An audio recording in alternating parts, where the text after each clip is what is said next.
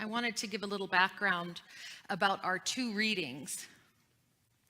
The book of Genesis is divided into two main sections. Chapters 1 through 11 are known as primeval history or prehistory, and chapters 12 to 50 are the patriarchal history, and they are the stories of Abraham and Isaac and Jacob and their children.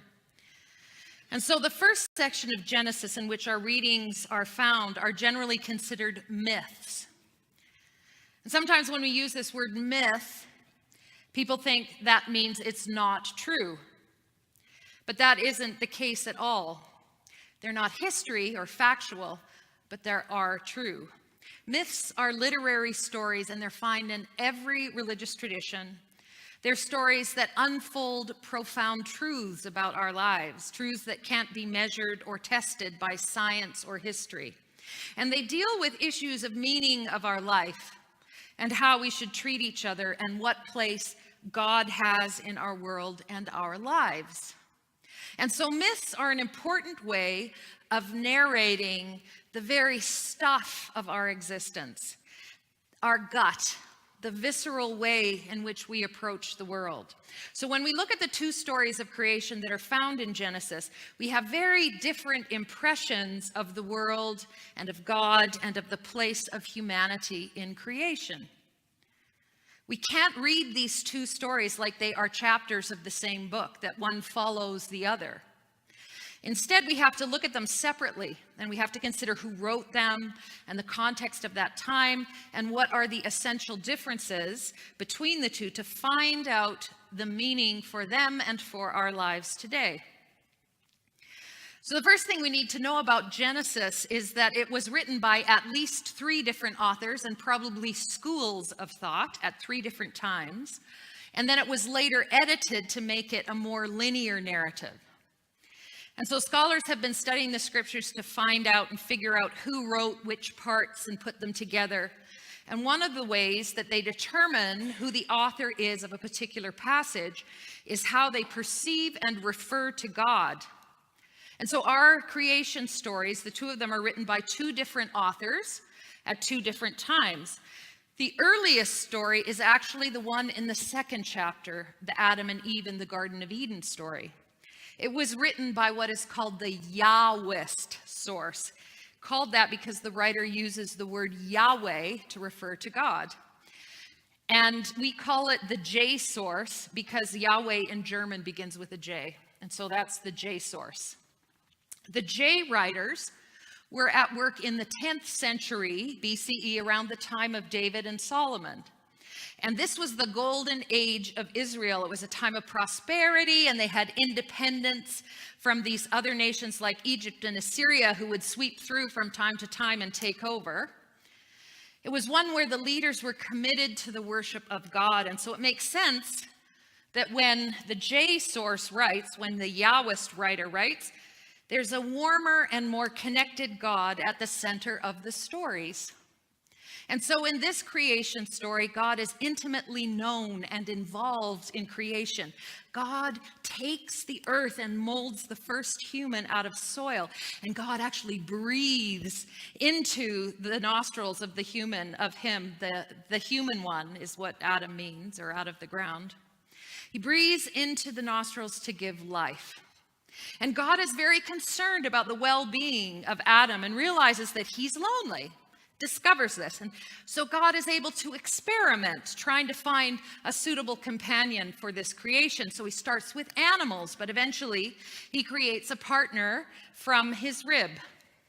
They're a perfect partner because they are the bone of their bone and the flesh of their flesh. They are like. They see the world in similar ways, and so they are partners.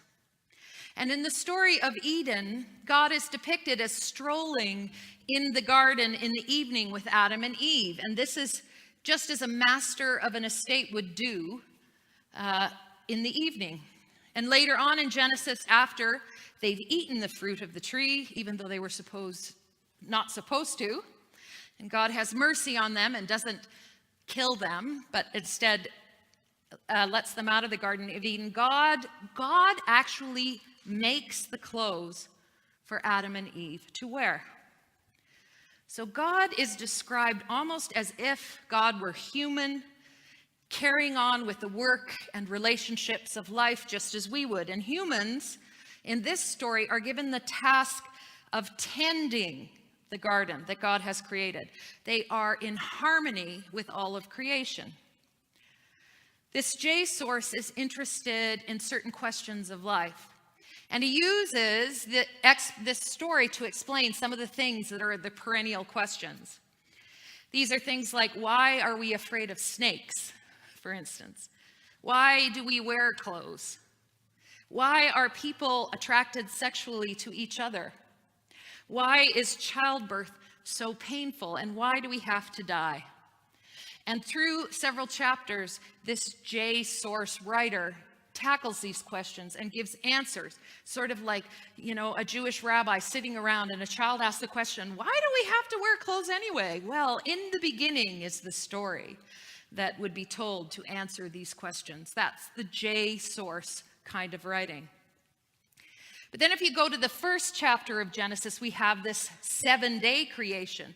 In the other story, it was on the day that God created, not 7 days. This 7-day creation finishes with this statement, and God saw that it was beautiful and good. And it was written by what we call the priestly writer or writers, and so we call it the P source. The greatest concern of the priestly writers is their role in religious observance and in the unfolding of God's stories. So they're concerned about the rules by which the world and religion turns. And so it kind of makes sense that this is the focus for these writers, because they wrote after the destruction of Jerusalem in about the 6th century BCE, so several hundred years later, after the Adam and Eve stories. And because they are writing in this very precarious time for Israel, when many have been taken into captivity, they are trying to figure out if their faith can survive apart from the temple and Jerusalem, and they're concerned with how and why they have these religious ceremonies. So in Genesis chapter 1, the story focuses on this orderly, very orderly, rule-bound creation by a God who is remote from them. And this God creates by word. There's no, taking the soil and forming a human. And although God pauses before creating humanity, they come on the very same day as all the other animals. And in the story of Adam and Eve, humans are to be tenders of the garden. Here they are given dominion over all the earth. It's as if the world was created specifically for them. But very critically, the story finishes by answering a question: why do we observe the Sabbath? In Hebrew tradition, the Sabbath is a very important part of the week. And in this story, the 7th day, God did not work at all. God did not create anything. On the 7th day, God rested. And again, because religious observance is the crux of this priestly writer, the Sabbath is an extremely important religious observance to explain. And so in the end, these two creation stories illustrate the two aspects of God that are always in tension. And this is what we call the immanence of God, that God is right here among us, and the transcendence of God, that God is somehow apart from us, up in the sky looking down. Those who focus on the immanence of God may have personal prayer lives that are intimate and passionate, and God is as close as their breath, and God is involved in every aspect of life and in and through all things. And those who focus on the transcendence of God, they consider the creation and the order by which the universe is shaped, and their faith is lived out in religious observance by going to church and by serving humanity and taking their part in God's plan for the world. Because in their worldview, God is somehow removed from daily existence, and perhaps God is one to be feared and served more than loved. The healthy expression of God is probably somewhere in between. Because I like to think that God is in and through all things, but also somehow apart. And at times in my life, the compassionate, suffering God is surrounding me. And at other times, the masterful Creator inspires awe and reverence. Because in the end, God is a deep and sacred mystery that we enter and discover. And at different times in our lives, if we're attentive to the work of God in our lives, we uncover these different aspects of God that surprise and delight and sometimes correct us. And in a sense, what we know of God is shaped by the seasons of our life, by the circle of life, by a wisdom that living pulls from us, whether we like it or not.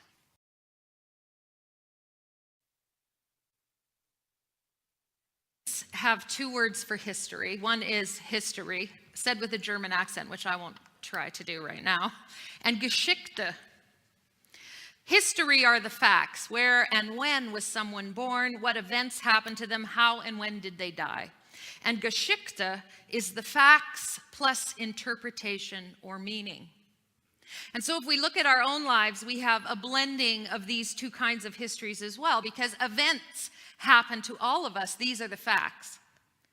But these events and how we frame them in our lives also shape who we are, how we look at the world, how and who we love, whether we trust people or not, what our expectations are of God and of each other, because these are the strands of our story and they shape the myth of our lives.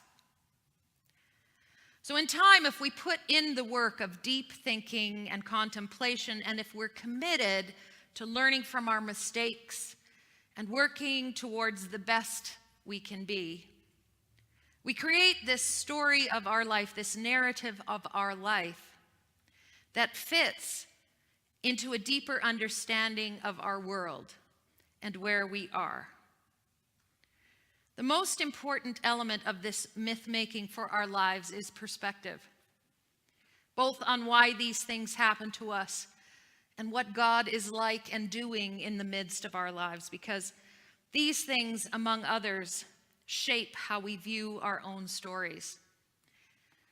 A.W. Tozer, who was a minister and a popular religious writer, said, "What comes into our minds when we think about God is the most important thing about us."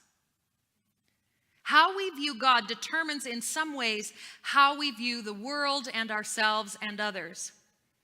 How we view the world, on the other hand, shapes how we see God. So it's an interplay between these two things that provides understanding ultimately and meaning in our lives. So if God is immanent, we talked about God being present and here, if God is immanent with us and loving us, or if God is transcendent and apart from us, judging us, our view of the world and of each other will be different. The answer to this question makes all the difference in our faith and in our lives. Because these two views of God can take the same events, the same facts or the same history, but end up with a different story, a different Geschichte. Just this morning, Pat Shea was telling me the story of her experience at a Baptist Bible camp when she was young. And recently she was home, and all the people in her family had gone to the same camp, and so she asked her brother to go with her to look at the camp. And as they walked around the site, she recalled all these wonderful memories that she had as a child in this camp and all the joy that it brought to her. And her brother said to her, on the other hand, that he hated this camp.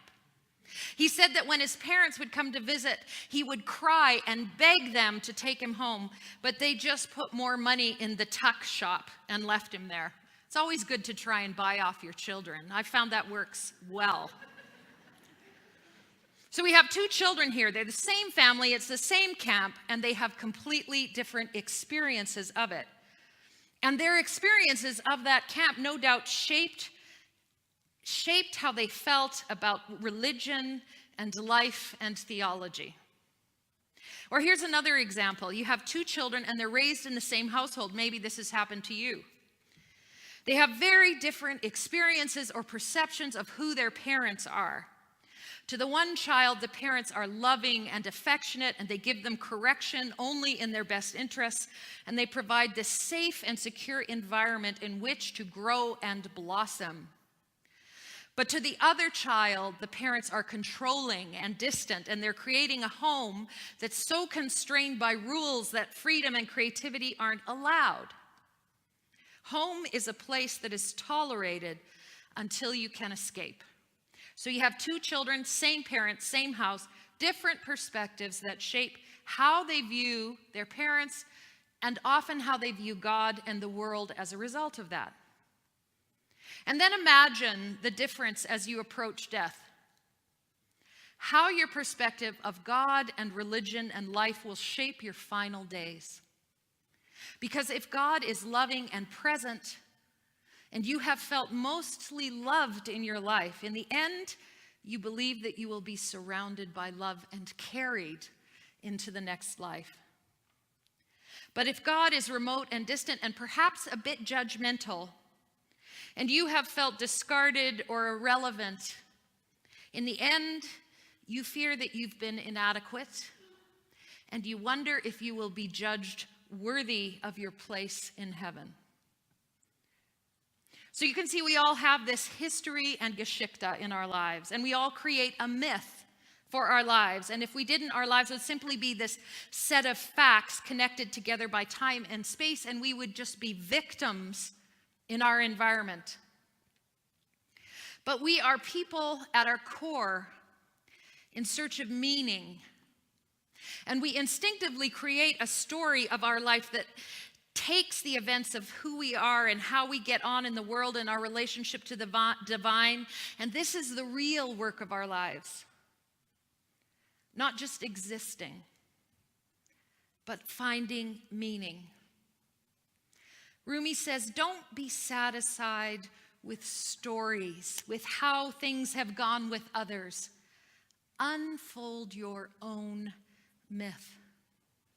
To create a story that gives meaning requires deep thinking about the events of your life, how they fit together, what they have taught you, how you've been shaped by them. And more importantly, it means a deeper connection to the source of life, the divine mystery whom we call God. Because our faith encourages us to see our lives in a fuller way. We are not victims of circumstance in an indifferent world. We are the people of God, called to continue the creation of this beautiful and good world, set in motion by the source of life. Amen.